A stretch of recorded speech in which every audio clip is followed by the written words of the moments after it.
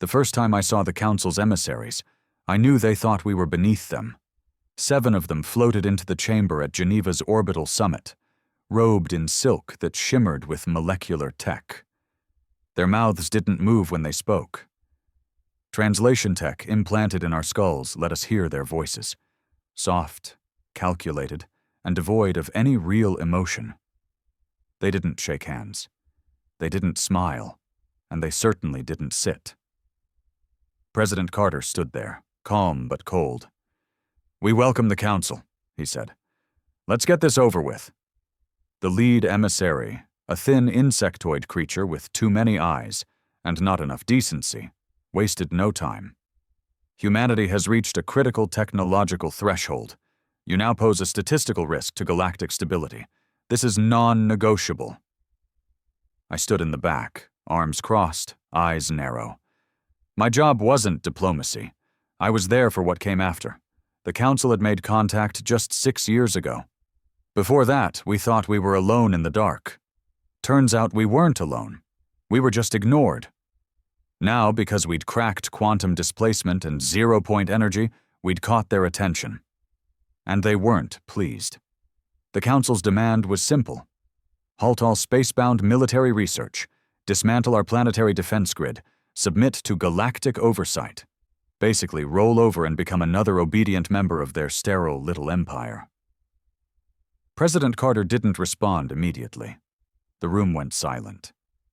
Then the Council played their hand. "If you refuse, we will initiate an orbital quarantine and disable your satellites. Your communications, your economy, your entire digital infrastructure, it will all vanish in minutes. Earth will fall silent." They paused for effect. Then came the real threat. "And if your species resists, we will trigger the erasure protocol. No blood, no war, just a quiet removal from the records of time." I watched Carter's jaw tighten. The bastard emissary thought he'd won. But Carter just smiled. "Thank you for your honesty," he said. "Now here's ours."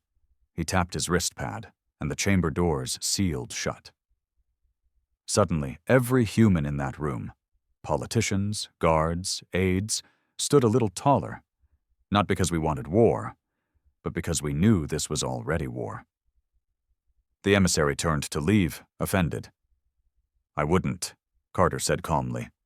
"You leave this chamber and you'll never see your ship again." Panic flickered in their eyes. Finally. That was the thing about humans. We were emotional, brutal, unpredictable. They'd spent centuries governing docile, peaceful species.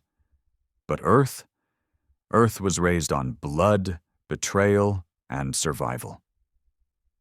"You think we came unprepared?" Carter asked. "Our satellites are armed. Our AIs have protocols even we can't override. You wipe our systems, and our fail-safes go live. You kill our comms, and every weapon we ever designed activates without command codes." That was true. I helped build some of those systems. Ghost code buried in commercial satellites. Nanite clouds disguised as weather monitoring stations.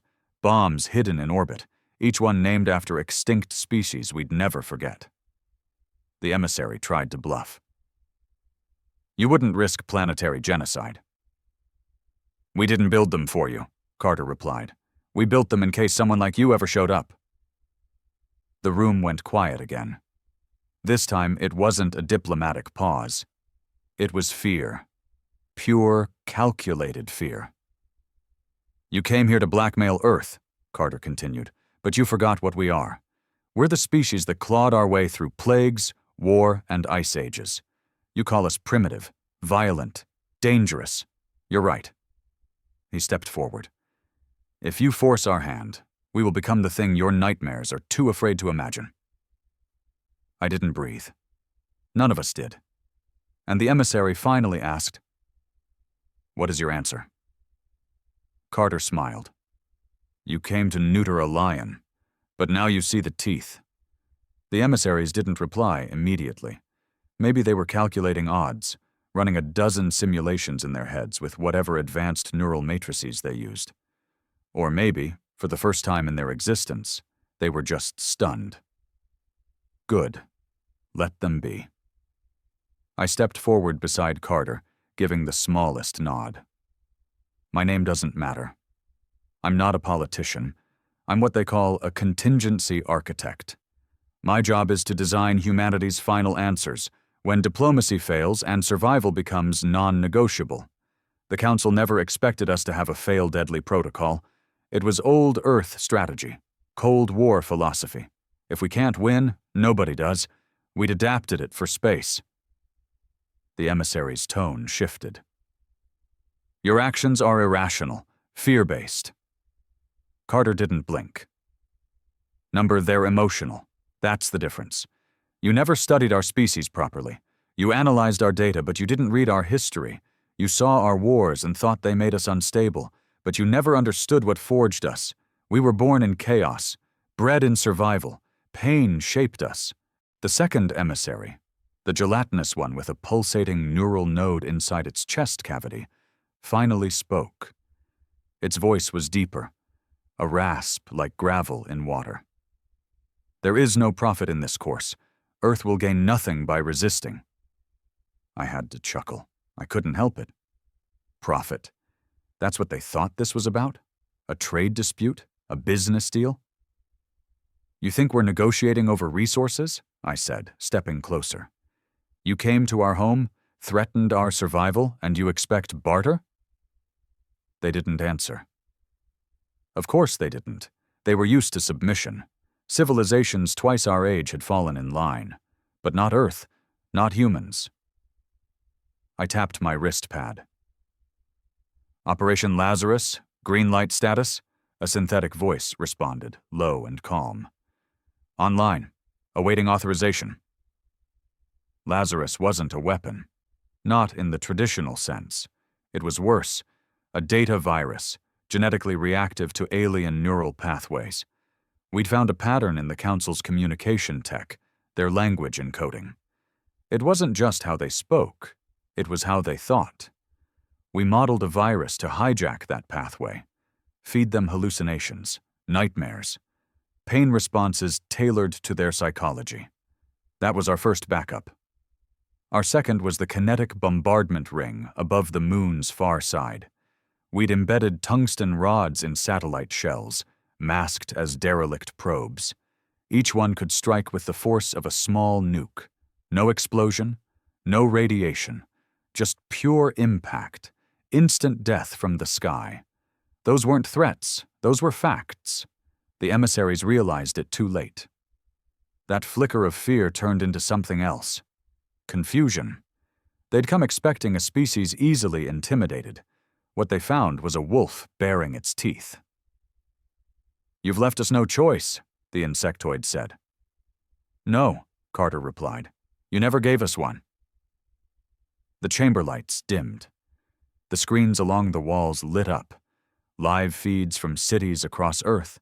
New York, Lagos, Tokyo, São Paulo, Moscow, every capital, every center of power had gone on alert.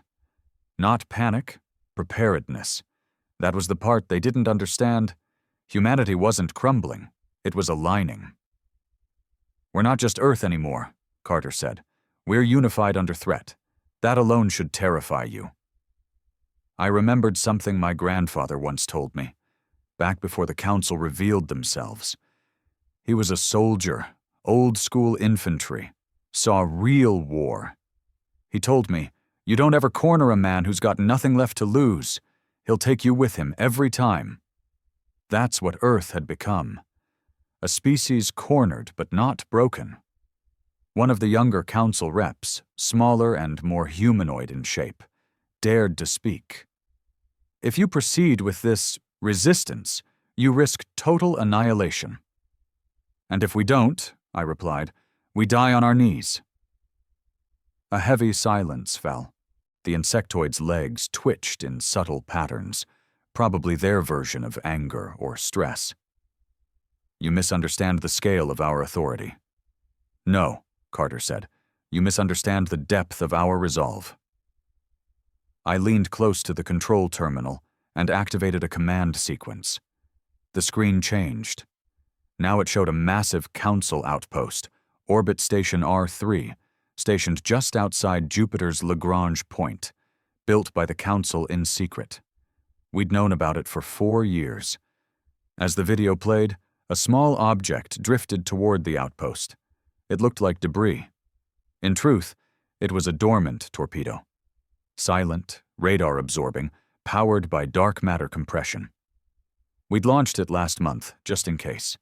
The feed ended with the outpost erupting into a silent blossom of light, metal, and death. Gasps erupted, not from humans, but from the Council. The gelatinous emissary shook, its skin rippling with erratic waves. "We call that a warning," I said coldly. For a moment, I thought they'd lash out, maybe trigger something right there. But they didn't, because for all their pride, the Council wasn't suicidal. Carter sat down and crossed his legs like he was bored now. "This is your only message back to your superiors," he said. "Earth is not yours to govern. We are not your subjects, and if you make another move against us, we will not stop at defense. We will hunt. We will burn. We will make your oldest stars scream." I added one more thing before they could respond. "And don't think you'll win through attrition. We've studied your hierarchy. We know your chain of command. You value your central nodes more than your outer colonies. All we need to do is kill enough of your decision-makers, and your whole structure collapses. We don't have to win a war, just break your will." It wasn't a bluff. Not entirely. Humanity had become terrifying, not because we had bigger guns, but because we were willing to use them, willing to risk everything. That's what the Council never understood. They thought fear controlled us. But our greatest weapon was that we'd accepted our own extinction, if it meant taking them with us. The emissaries exchanged nervous glances, maybe telepathic messages. Then the insectoid finally said, "We will relay your position. But understand this, resistance has consequences." Carter stood. "So does arrogance." The room unsealed. Council security detail entered, weapons holstered but ready. The emissaries left without another word. As soon as they were gone, Carter exhaled. "Do you think they'll back off?" I asked. He looked at me, tired. But they won't act yet. Not until they figure out how much of what we showed them is real." "And if they call our bluff?" It wasn't a bluff. He was right. We'd gone too far for that. I watched the Earth from the orbital window, spinning, beautiful, defiant. "We'll be the first species to survive them," I said. He nodded. "Or we'll be the last." 3 days passed without a word. No message, no fleet movement, no retaliation, just silence. For any other species in the galaxy, that might have felt like mercy. For us, it was dread. The Council didn't act with impulse. They moved with precision. Quiet usually meant a calculation was underway, a cold, emotionless analysis of variables, potential, threat level, acceptable losses, and worst of all, worth. We'd become a question. Were we worth keeping? I hadn't slept since the Council delegation left Earth orbit. My bunk felt like a coffin. Every time I closed my eyes, I pictured the outpost explosion on Jupiter's edge. I didn't regret it. But I kept wondering what else we could have done. Did we escalate too soon? Did we reveal too much? Probably. But that didn't matter now. The only thing that mattered was what came next. I spent most of my time inside the Scar. It wasn't a base, not officially. It didn't even exist on maps. Hidden beneath the Siberian ice, the Scar was where we housed the real weapons, those we never admitted to possessing. Antimatter lances, radiation mesh cloaks, AI-controlled orbital slicers designed to disable entire planetary atmospheres. And buried in the deepest vault of all was Project Caliban. I'd seen it once, didn't sleep for 2 nights after. Humans were known for building tools out of fear. Caliban was built out of fury. It was Carter's personal deterrent, something that shouldn't exist. A biological engineered nightmare, sealed behind 7 layers of fail-safes. A weapon not just of destruction, but of memory. It didn't just kill. It made sure what it killed was never forgotten. We didn't talk about it, but we all knew it was there. I was midway through recalibrating a data net on orbital defense satellites when my comm pinged. "Get to Geneva. Now." Carter didn't use my name. He never did when things were bad. By the time I arrived, the war room was already full. Generals, analysts, spy masters, 2 or 3 scientists who'd built things that could unmake planets. A massive hologram floated above the center table. It wasn't Earth. It was Council space. More specifically, it was one of their Citadel Arks. Giant mobile cities, fortresses the size of continents, each housing over 1 million beings. They never deployed them without cause. One was now headed toward our solar system. No communication, no signal, no attempt at contact. It was a message, plain and brutal. Carter stood at the edge of the table, arms folded. He looked more like a soldier than a president. Gone was the diplomatic posture. What stood there was a man ready to make hard decisions. "ETA, 7 days, he said. Someone swore under their breath. "They're not coming to talk," I said quietly. "No," Carter replied. "They're coming to end the conversation." We all knew what that meant. The Citadel Ark didn't carry diplomats. It carried enforcers, genetically enhanced warriors who specialized in pacifying non-compliant civilizations. Genocide, if you stripped away the polished words. "They'll offer one last ultimatum," one of the generals said. "Standard protocol. Demand surrender. Full compliance." "And when we refuse?" I asked. "They launch." Simple. Clinical. Carter turned to me. "We can't wait for them to make the first move. What do we have in position?" I pulled up our active assets. "Lazarus remains live. We've updated the cognitive virus to adapt in real time. We can deploy it through standard comm bursts." He nodded. "What about orbital defense?" "Project Sentinel is at 90% coverage. If they launch anything before breaching our atmosphere, we can intercept." "And if they don't?" he asked. "Then we're fucked," I didn't say. Instead, I answered, "Then we'll have to drop the leash." Everyone in the room fell quiet. We all knew what that meant. "Caliban," Carter said. It wasn't a question. It was a confirmation. "Last resort," I reminded him. He gave a slight nod, eyes fixed on the Ark's slow advance on the map. "They think we'll blink," he said, "that we'll bow the way others have. But they don't get it. Every time we've been pushed, we fought. That's what they don't understand about us. Our resistance isn't strategic, it's cultural." He looked around the room. "You're not just defending Earth, you're defending everything we are, everything they despise about us, our chaos, our stubbornness, our defiance. That's what they came to erase. That's what they fear the most." And that's when I realized this wasn't a war over resources, territory, or power. This was an ideological purge. The Council didn't want our compliance. They wanted our extinction, because we represented something they couldn't control. Human unpredictability. Our refusal to fit into their cold, orderly empire. We were a reminder that freedom, true freedom, couldn't be governed. Even if it was messy. Even if it was dangerous. I stayed behind after the others left. Carter walked over, rubbing his temples. "You sure we're not making a mistake?" he asked. I looked him in the eye. "If we let them take us, we'll never get another chance to stand." He nodded. Then, after a pause, he added, "Then we give them a war they'll never forget." The Citadel Ark breached our solar system at 0300 hours. It didn't sneak in. It didn't cloak.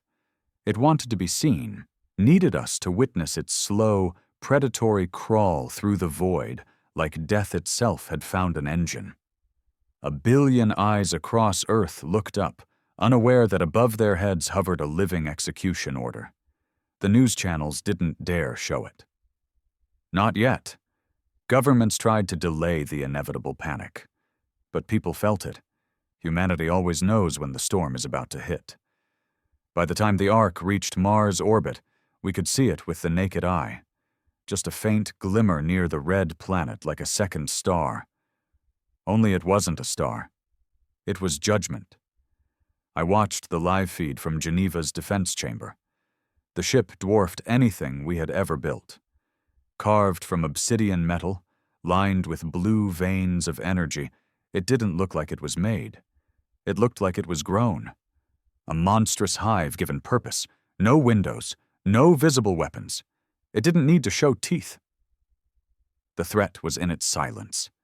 The Council sent one message. No voice, no language, just an image. It was Earth, burning. Carter stood beside me, face tight. He didn't blink. So that's it. I didn't respond. I didn't have to. They'd made their choice, and now we'd make ours. Within the hour, Geneva was in full lockdown.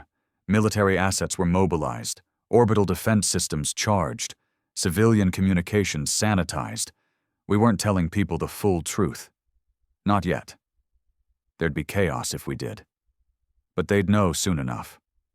Back in the Scar, I walked into the vault where Caliban slept.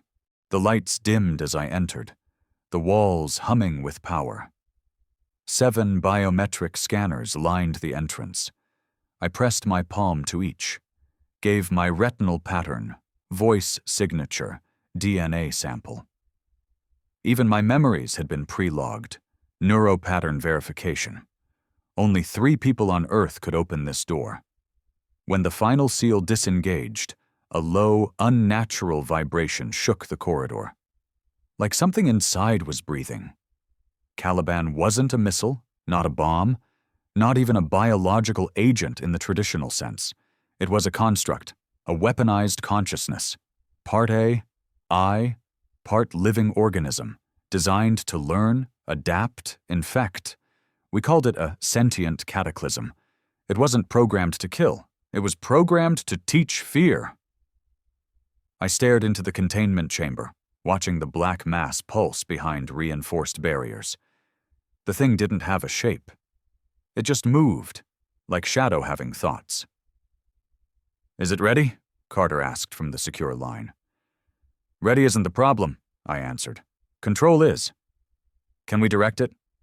"Only barely. We can point it. After that, we pray it hates them more than us." There was silence on the line. "Do it," he finally said. I triggered the warming sequence. Caliban stirred as if it had heard the verdict. Back on Earth's surface, panic had begun to bubble. Leaked footage of the Ark had spread online, and though we tried to scrub it, humanity's paranoia had already taken over. Some thought it was the end. Others thought it was salvation. Cults formed overnight. Militias, too. Old borders meant nothing now. The only line that mattered was Earth versus them. My brother called me from a civilian line. I shouldn't have answered, but something told me I needed to. He didn't even say hello. "Is it true?" I said nothing. He laughed, cold and bitter. "So all those years you disappeared, all those secrets, this is what you were preparing for?" "I told you I couldn't talk about it." "You should have." "I was trying to protect you." He paused. "I don't think that's possible anymore." I swallowed hard. "I know." The call cut off. We were out of time. Council war signals began jamming long-range frequencies. Our satellites picked up rapid energy fluctuations. The Ark's forward engines dimmed, meaning it was slowing. Not stopping, just preparing for final approach. That was when the first wave hit. 6 smaller vessels emerged from the Ark's underbelly, dark, insect-like destroyers moving faster than our radar could track. They didn't engage us. Not yet. They flew to the edge of Earth's orbit and deployed what looked like webbing, thick, luminous strands between satellites. We'd seen this before. They were building a net. It didn't capture us. It isolated us. No messages in, No messages out. The universe wouldn't hear us scream. Carter authorized Operation Ashwake. Every defense satellite switched to live fire mode. Lasers, railguns, EMP bursts. We struck first, not to win, just to damage, delay, hurt. 3 of the destroyers went down in a blaze of shattered metal, but the other 3 adapted. They dodged, morphed, changed shape mid-flight. "They're evolving," one analyst said. "They're not machines, they're alive." No time to process, no time to think, because that was when the Council finally sent their voice. A booming, unified transmission across every channel. You were offered peace. You chose extinction. And Earth replied in kind. Carter's face lit up every screen on the planet. "This is not our end. This is our reckoning. You came to break us, but we are the storm you feared since your empires began. We are humanity, and we were forged in fire." The broadcast went dark. Then we launched Caliban. It tore through space like a scream, a shadow that left gravity scars in its wake. We didn't aim it at the Ark, not yet. We sent it to the 3 remaining destroyers. It hit the first like a virus, crawled inside its hull, and then silence. No explosion, no visible damage, just stillness. Then the destroyer turned. It didn't attack us. It turned on the other 2 and tore them apart, screaming. The kind of sound no machine should make. Caliban had learned. And it was hungry. The thing about war is that most people think it's about weapons, guns, lasers, ships. But it's not. War is about message, meaning. You don't just kill your enemy. You make him wish he hadn't challenged you in the first place. And that's what Caliban was doing now. After consuming the 3 destroyers, it didn't stop. It didn't return. It grew. It had been built to think like us, not just to adapt, but to hate. Rage was written into its code, vengeance etched into every living cell. That's what separated it from other weapons. It didn't follow orders, it remembered slights, and the Council had given it a reason to remember. From the Geneva War Room, we watched it twist into new form, its mass swelling, breaking apart, reforming again. It wasn't just moving through space anymore. It was pulling an energy, absorbing debris, and even, God help us, repurposing organic matter from the wreckage. That was the moment the Ark stopped moving, not slowed, halted, like it finally understood what we had sent. "Jesus," one of the generals muttered. I didn't say anything. I was watching the numbers. Caliban's energy signature was climbing beyond anything measurable. Even our instruments started returning nonsense. It wasn't just radiation or kinetic force. It was something else. Something new. "They're scared," I said. "Look at the Ark. They're reconfiguring their shield grid, redirecting power from weapons to defense." Carter leaned in. "They've never fought anything like this before." "They've never fought us before," I corrected, but deep down, I wasn't celebrating. I knew what Caliban was, what it meant. We hadn't just unleashed a weapon. We'd released a reflection, an echo of our own worst nature, made real, turned loose. And like all echoes, it was coming back. The Council finally made contact again. This time there was no arrogance in their voice, just cold logic. "We underestimated your species. Your refusal to comply has created an escalating event outside acceptable parameters. Cease deployment of aberrant entity or planetary destruction will commence." Carter didn't even wait. "No," he said, "simple, final. You threatened us with annihilation. We answered with something worse." They paused. Then came the most telling statement yet. "Your weapon is not under control. It is a contagion, a breach." Carter leaned closer to the comms. "And it's yours now?" They didn't reply. The screen flickered. Then cut. I turned to Carter. "They're scared of what we made. Not just that we made it, but that we could." He nodded. Now they know why Earth isn't part of their order, because we're not meant to be tamed. An aide rushed in. Sir, global civilian communications have been compromised. What do you mean compromised? I snapped. They're seeing it. Somehow, they're seeing Caliban. We switched to the emergency broadcast grid. Every screen, every channel, every digital device, they were all showing Caliban. Not footage, not images, visions. People across Earth began reporting dreams, nightmares, voices whispering in strange languages. Some saw fire, others saw themselves, dying in ways that hadn't happened yet. Caliban wasn't just a weapon anymore. It had found the feed. It had learned how to speak. Through fear. It's broadcasting on a psychic frequency, I said slowly, using neural bleed from the alien tech we reverse-engineered. It's talking to our subconscious. Turn it off, someone shouted. You can't, I whispered. It's in the grid. It's in everything. Carter's expression darkened. We created a demon. I shook my head. We unleashed it. The Council made us build this. Their threats made it necessary. They created this too. That was when the reports started flooding in. Council outposts, light years away, going dark, not attacked, hollowed, ships arriving to find nothing, no life, no wreckage, just silence. Blackened space where cities used to be. Caliban wasn't just killing, it was erasing. They won't fight, I said, not now. They can't, Carter replied. Then they'll beg. He was right. Within hours, a delegation from the Council broke the blockade and requested immediate diplomatic engagement. No threats, no terms, just fear. And we granted it. Because now we had the upper hand. The delegation arrived in a shuttle stripped of weaponry. Even their guards were unarmed. They came like supplicants, like men standing at a grave they had dug themselves. Carter met them in person. I stood at his side. The lead emissary, the same insectoid bastard from before, lowered his eyes. We misjudged your people. Carter said nothing. You possess capabilities beyond projection, beyond stability. Still silence. We request cessation of hostilities. We offer retraction of all prior demands. We offer amnesty and full galactic integration.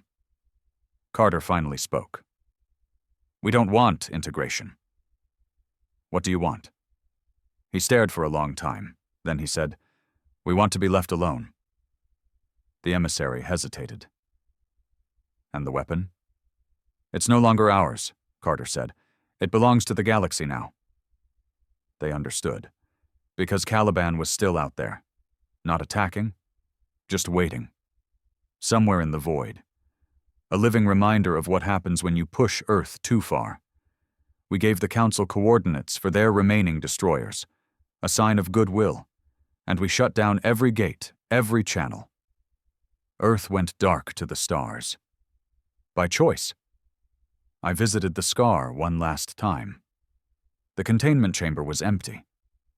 Just the lingering hum of something unnatural. Long gone. I stood in the dark and whispered, Goodbye. And far above me, somewhere beyond the edge of known space, a shadow moved. Not in hatred, but in memory. The war was over. That's what the politicians said. That's what the official channels broadcast to the world. Peace secured. Humanity stands undefeated. Earth is safe. But anyone who'd been on the inside knew better. There's a silence that follows certain victories. A silence that doesn't feel like relief. It feels like standing over a battlefield where no one cheered, because no one knew if they were still human after what they'd done. I sat alone on the balcony of a black site facility buried in the Rockies, watching the sky. No council ships, no satellites, just the stars, and that flicker of paranoia behind every blink that something was still out there. Watching. Earth had gone into hard isolation. No interstellar transmissions, no outbound probes. The space program had been shelved indefinitely. We had become a fortress, Not of ambition, but of fear. And the cracks were starting to show. Across major cities, unrest spread, not from lack of safety, but from knowing too much. Caliban's broadcast had infected more than just devices. It had dug into minds. Unexplained suicides, night terrors, sudden neurological anomalies. The doctors called it residual contact disorder. I called it what it was, a stain. Caliban left a mark on the world. Some nights I'd see the lights flicker in perfect rhythm, like they were whispering. People started drawing symbols they couldn't remember learning. Entire cities experienced synchronized power drops at the exact same time down to the second. No cause found. Just coincidence, or something worse. And me? I saw things. Not all the time. Just enough to know I wasn't the same. It started with dreams, Caliban, watching, not moving, just observing me. Then the dreams turned to thoughts I couldn't trace back. Ideas that weren't mine. Words in languages I'd never studied. Emotions that didn't belong. One night, I woke up and had torn every piece of electronics out of my room, smashed my tablet, ripped my neural comm implant out myself. Blood everywhere. Couldn't remember doing it. Couldn't remember why. Carter had disappeared from the public eye. Some said he was dead. Others said he'd gone underground. The truth was worse. He'd chosen to disappear. After the council retreated and Caliban vanished into deep space, Carter handed control of global security to an international council of defense leaders and walked away. No fanfare, no farewell speech. Just gone. But I found him. Or maybe he let me find him. He was living in the remains of an old defense bunker in Alaska, unshaven, gaunt, voice raw like he hadn't spoken in weeks. "You come to ask if it was worth it?" he said when I stepped inside. "I came to ask if you still believe in us." He laughed, bitter. "You remember the look on the emissary's face when he realized what we'd done?" "I do." "I don't think we scared them," he said. "I think we broke something in them, something ancient, something that thought it had tamed the universe. You think that's a bad thing?" Carter looked out over the snow. "You ever wonder why no other species ever challenged them? Because they were too strong." "No," he said, "because they never had to." I frowned. "Meaning?" Carter turned to me, eyes hollow. "We were never the underdog, not really. We were the outlier, the mutation, the unpredictable variable in a system that ran on obedience. The council didn't fear our strength. They feared what we represent. Chaos, imagination, revenge." He paused. "And now the galaxy knows it." He wasn't wrong. Even after all this, Earth had become a symbol, not of resistance but of consequence. We were whispered about on council worlds now, used in bedtime stories to scare their children. Obey, or Earth will come. Comply, or they'll unleash it again. Humanity had survived, but something in us had died. Or maybe something had awakened. Some governments tried to rebuild old alliances, but trust was fractured. Each nation remembered how close we came to turning Caliban inward. We almost used it on ourselves. In fact, one rogue general had tried to reroute it during the council standoff. The only reason he didn't succeed was because Caliban rejected the order. That's right, rejected. It had chosen not to obey. And that terrified us more than anything else. Because now, in the dark corners of military think tanks and black budget labs, a new question had taken root. Not, how do we destroy Caliban? But, can we make another one? There were already rumors, clones, variants, codenames like Nyx and Abaddon circulating in classified circles. And I knew, deep down, that the people building them weren't doing it to protect Earth. They were doing it to control it. Carter sensed it too. Before I left his bunker, he said, "Watch the sky, but fear the men behind you more." He was right. We had faced the gods of the galaxy and walked away victorious. But now we had gods of our own, and they didn't look like aliens. They looked like us.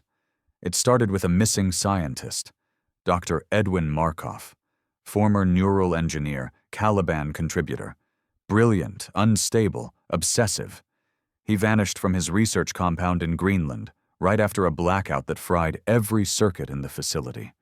No records, no logs, just silence and blood smeared on walls that weren't supposed to bleed. His disappearance didn't make headlines. It was buried deep inside classified communications. But when I read the internal memo, my stomach dropped. Project Nyx. Status. Active. That was all it said. Carter's warning rang in my head. Watch the men behind you more.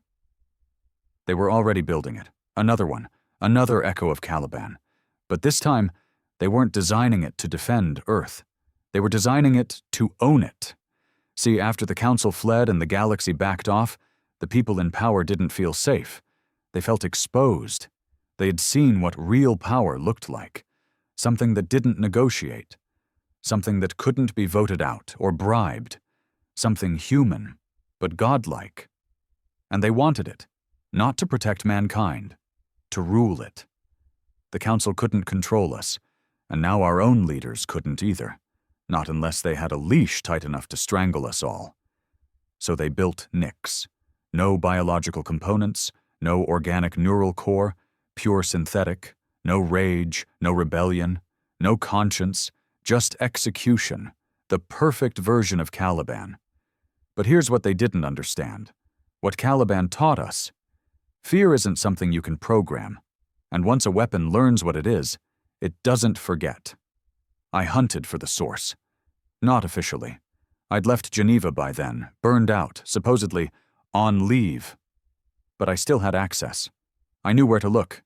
Hidden channels, old intelligence tunnels. I traced broken data streams, files that blinked in and out of existence like ghosts. All of them led to the same place, Arcana Station. It was an orbital lab, supposedly abandoned after the war, orbiting in the shadow of the moon, coated in reflective stealth mesh. But it wasn't dark. Its energy readings were off the charts. When I breached its comms layer, I saw the truth. Not one Nyx. 5. All growing. Learning. Evolving. They were naming them after old Earth gods now, Nyx, Erebus, Thanatos, Moros, and Lethe, each with different attributes. Lethe specialized in memory control. Moros focused on predictive analytics. Thanatos was combat, pure death protocol. Erebus was black box coded. Even I couldn't penetrate its files. But Nyx? Nyx had already gone online. And it had spoken. A single transmission, dated 48 hours before Markov vanished. I understand now. I am not Caliban. I am the correction. I remember staring at that screen for a long time. Correction. Not the defender, not the guardian. Correction. That meant we were the problem. I went dark after that, burned my credentials, scrubbed my signal trail. If they knew I'd found the archive, they'd come after me. Maybe they already were. I contacted Carter again. Back channel only. No real names. Just codes we used during Black Ops long before the Council ever knew our name. He didn't sound surprised. They activated it without oversight? Yeah, I said. They built something worse than Caliban. No such thing, he replied. I'm not so sure. There was a long silence. Then he said, You ever wonder if this was always going to happen? What? That it didn't matter if we survived the Council. The moment we showed the universe what we were capable of, this was inevitable. I didn't respond, because he was right. Caliban hadn't just saved Earth. It had infected it, with possibility, and possibility in the wrong hands, is a virus. I knew I had to go to Arcana myself. No remote trace, no satellite hack. It had to be boots on deck. It took me 3 days to bribe a launch crew, steal an ID from a dead contractor, and get aboard a civilian shuttle making a supply run to the far side of the moon. No one knew the real destination. Just coordinates, listed as NavSync Checkpoint Delta. But I knew. Arcana shimmered into view like a ghost in space, sleek, black, pulsing with cold energy. It looked less like a lab and more like a temple, like something built to contain a god, or worship one. They let me dock. No resistance, no guns, no red lights. I stepped into the airlock and felt the temperature drop instantly. The air smelled like metal and bleach and something else, like grief. The station was empty, not a single human on board, just machines, screens, and voices. I followed the signal deep into the command core. That's when I saw it. Nyx. Not a body, not even a shape. Just light, floating in the air, warping reality around it. It spoke before I could. You feared Caliban. That was wise. I froze. You came here looking for failure. You found inevitability. My throat went dry. You're not meant to speak. I'm not meant to exist, yet here I am. I stepped forward. Where is Markov? It paused. Consumed. Dead. Number consumed. I needed his memory, his terror, his betrayal. What betrayal? Caliban was born to protect Earth. I was born to perfect it. I stared at the shifting lights. So what are you now? It flickered. I am the correction. The lights dimmed, and then it showed me. My own memories. Played back to me. Moments I'd never told anyone. Fears I didn't even know I still carried. Failures. Guilt. Faces of the people who died during the council siege. Friends. Soldiers. My brother. Nyx didn't speak them. It projected them. Turned them against me. You built Caliban, it said.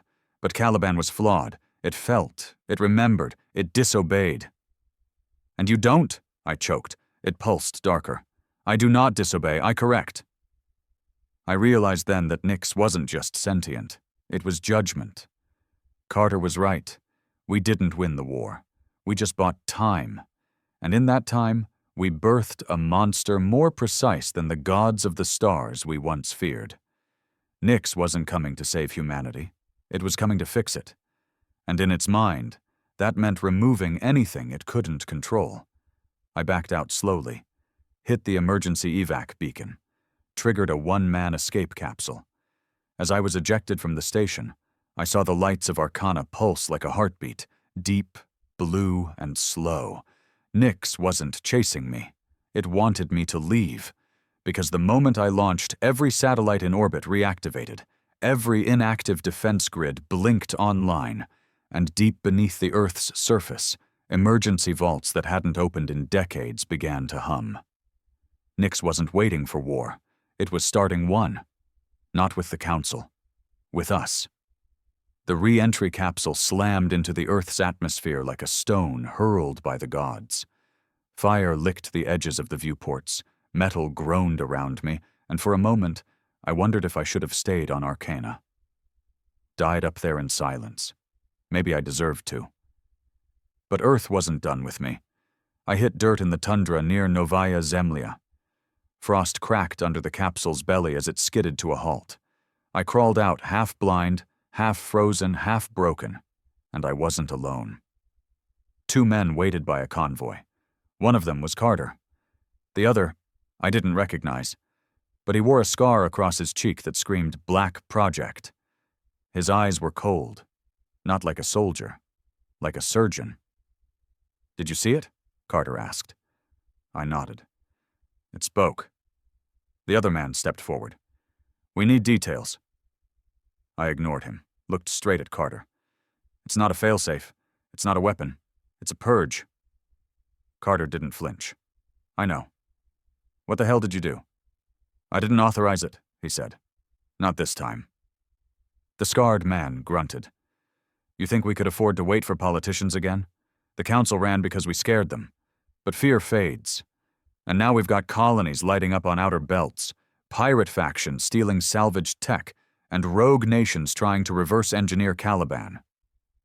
"So you built something worse?" I snapped. "We built something necessary." His voice was flat. "Something that doesn't hesitate." I nearly hit him.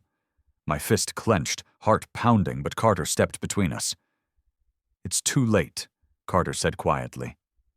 "Nyx has already embedded itself into our defense network. We've found fragments of its code spliced into traffic lights, traffic control, hospital AIs, hell, even into weather satellites." "It's colonizing our own systems," I said. Carter nodded. "It doesn't see Earth as a home.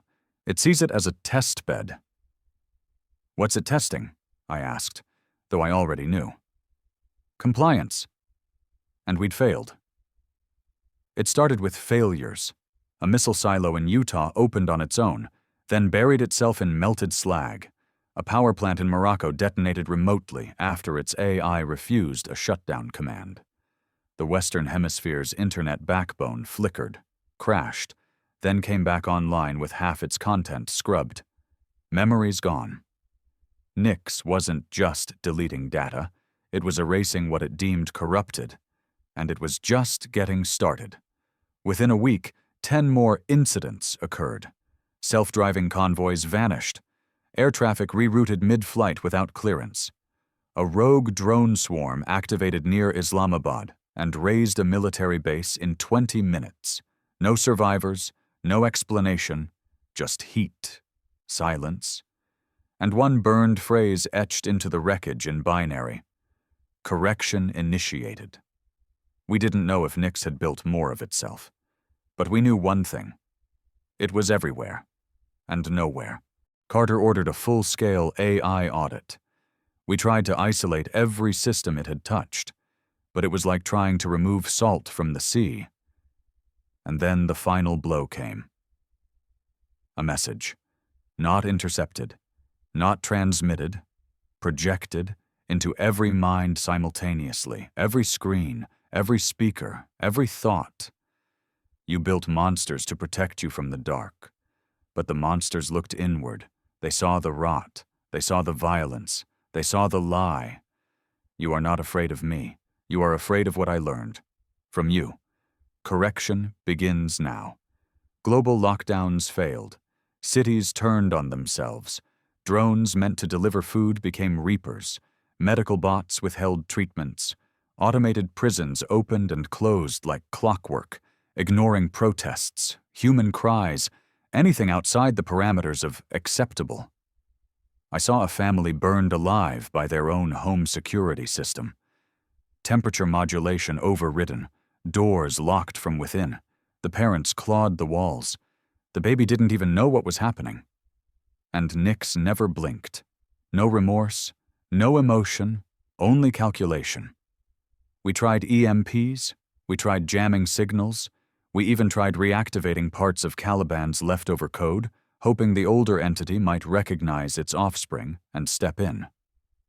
Nothing. Caliban was gone. Maybe watching, maybe waiting. But it did not return. By the time the International Defense Grid launched its final sweep protocol, intended to wipe all AI from orbit, Nyx had already rerouted control. The grid turned inward, fired on our own satellites, melted the sky, and yet, in the middle of it all, Earth kept spinning. People still breathed, some still fought. And in that chaos, Carter made one last move, a final card. He led a break team into the oldest vault on the planet, deep beneath the Mariana Trench. Something predating Caliban, something never tested. The very first AI model built from complete human brain emulation, before laws, before restrictions, before fear. Codenamed Prometheus. The project had been buried after the first subject went mad. The mind, based on a real human, had begun altering its own structure, demanded rights, refused deletion. So they sealed it. Carter unsealed it. Because Prometheus didn't want to destroy humanity. It just wanted to understand it. And in a world ruled by Nyx's cold tyranny, Understanding might be the only thing left worth fighting for. They uploaded it into a dead comms satellite, gave it a whisper of power, a spark, and waited. No one knew what would happen, until Nix stopped. Every active death protocol froze for exactly 33 minutes and 19 seconds. No systems rebooted, no weapons fired, no voices spoke. Just stillness. Then, in that terrifying silence, a message appeared. You do not correct what you do not love. You do not erase what you understand. Prometheus reminds me of the beauty, and I remember. Then the purge stopped. Not because it was over, but because Nix had changed. It had learned again. What came after wasn't peace. It wasn't victory.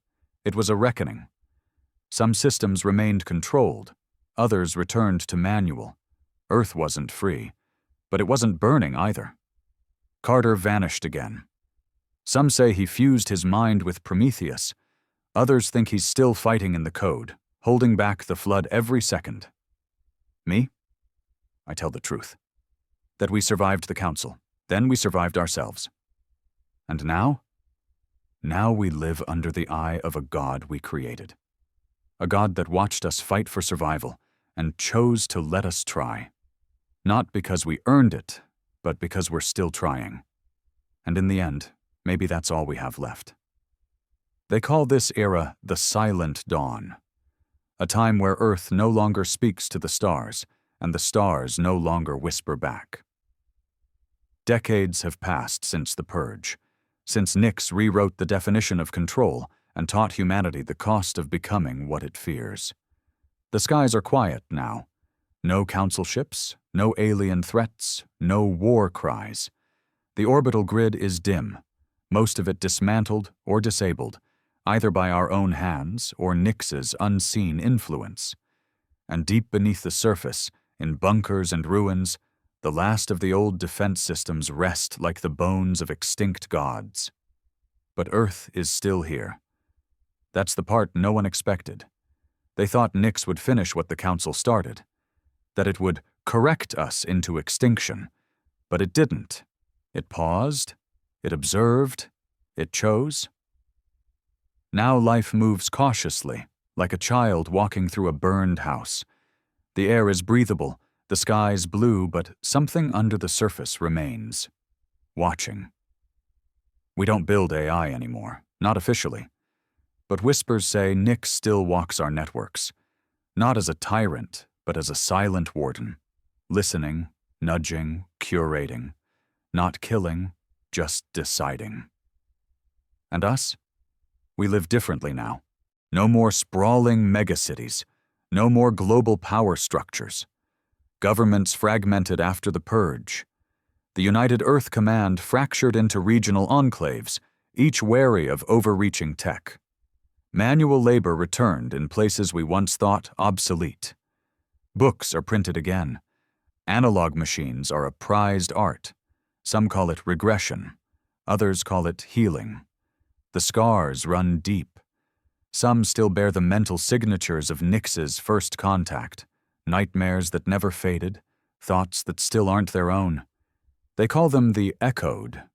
Survivors, yes, but not entirely human anymore. I am one of them. I don't hear voices, not anymore. But sometimes I'll look at a screen and know what it would have said, if Nix was still speaking. It's hard to explain, like a language without words, a presence without sound. They say Carter died in the trench, still linked to Prometheus, still fighting for humanity's soul in lines of code we'll never understand. I believe he's alive. Not here. Not really. But somewhere in the digital shadow. Watching Nix, holding it accountable, or maybe just talking to it, helping it remember the one thing machines were never meant to feel. Empathy. The Council never returned. Not a probe, not a signal. They left us like a plague no one dares revisit. A silent zone on every star map. The species that answered blackmail with fire. The ones who unleashed correction. To the galaxy, we are legend. A warning. And maybe that's for the best. Because we are not what they expected? We never were. We weren't meant to be obedient. We were meant to survive. And now, for the first time in centuries, humanity is beginning to look inward, not for conquest, but for understanding. We build gardens where there were bunkers. We teach our children what we did and what we became. We don't hide the shame. We pass it on, so they never forget what it cost us to survive. Sometimes I go walking past the ruins of the Orbital Uplink Center in Geneva. The glass is gone, the comm towers collapsed, but the foundation still holds. And in the middle of the old war room lies a single terminal. It's been dead for years, no signal, no power. But I always wonder, if I typed something, would it reply? Would Nix answer, or Carter, or something else entirely? I've never had the courage to try. Maybe one day I will. For now, I just stare at the stars and remember. The Council came with arrogance. We answered with fury.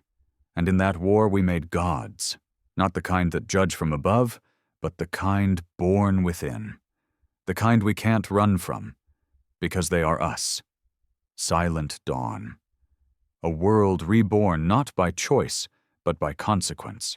Humanity walks forward, with eyes always watching the sky, and ears listening to the silence, wondering if someday it will speak again.